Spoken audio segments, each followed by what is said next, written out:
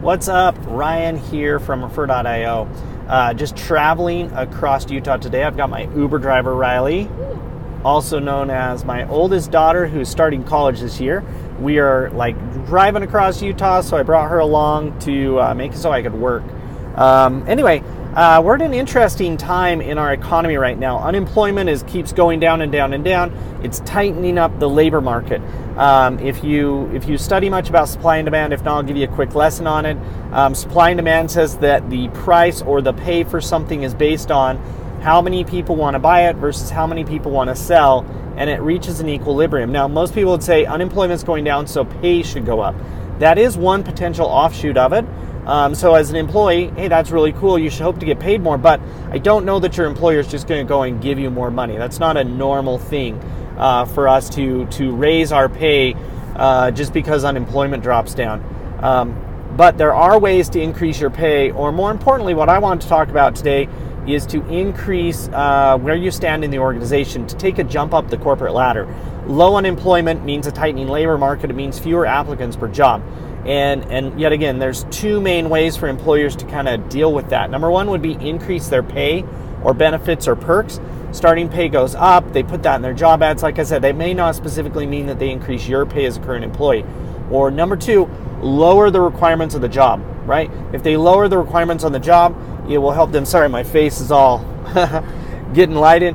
If they lower the requirements for the job, the starting requirements, means that they'll pick up applicants who are maybe a little bit lower in the job seeker pool and give them the opportunity. It might mean that they need to train them, those types of things. So I want to specifically talk about this from the job seeker's perspective. From a current employee's perspective, you really have two ways to kind of make more money or increase your situation or improve yourself because of a low unemployment rate. Option number one is move to a new company, right? When applicant flow is low, then that makes it a job seeker market. And so you can take advantage of this by feeling a little more confident, putting your name out there and trying to jump into a job that maybe before you wouldn't have been quite qualified for. Maybe you're waiting a few extra years, might be a good time to jump. It should increase your pay or at least give you the opportunity to get into a role that you're not quite qualified for.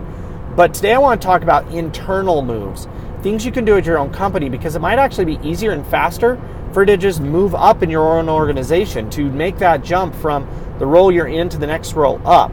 So you want to be pretty strategic and political with this. Be very, very cautious. But there's I put together 6 steps, what I would do if I was in your role and wanted to move up in my organization while kind of the unemployment rate is low and your company might be freaking out about their ability to get future talent. So number one thing you want to do is kind of plan your course.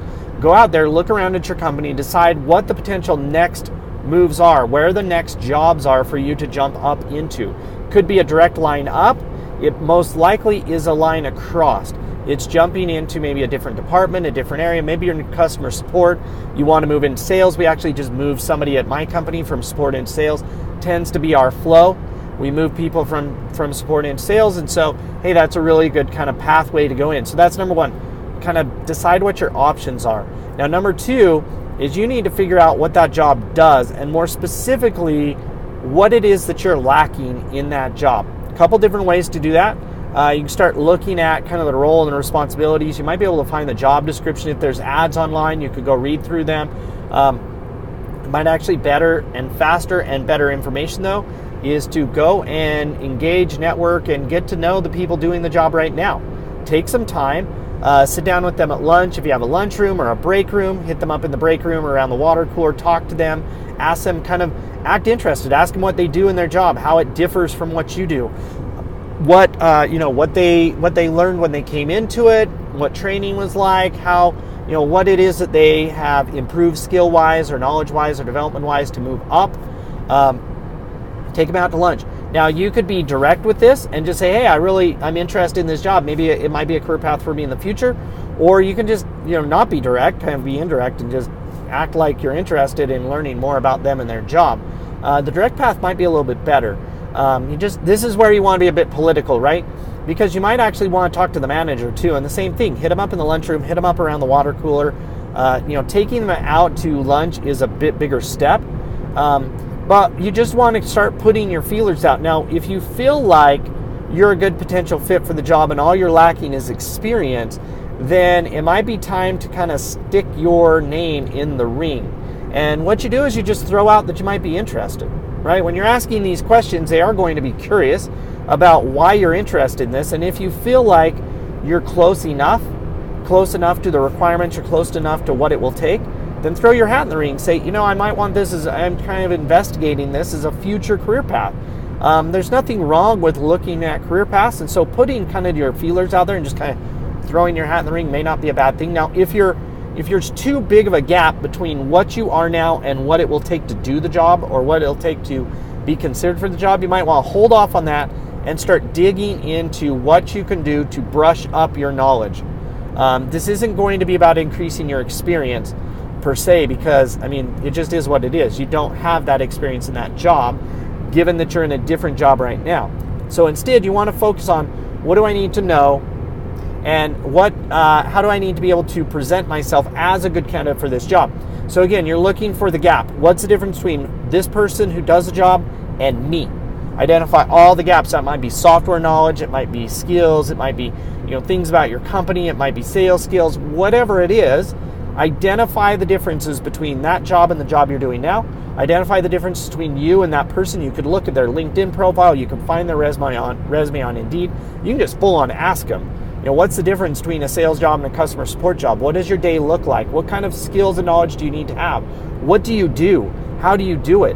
What kind of tools do you use? What kind of software do you use? What kind of skills or traits? What soft skills like selling or customer support, those types of things?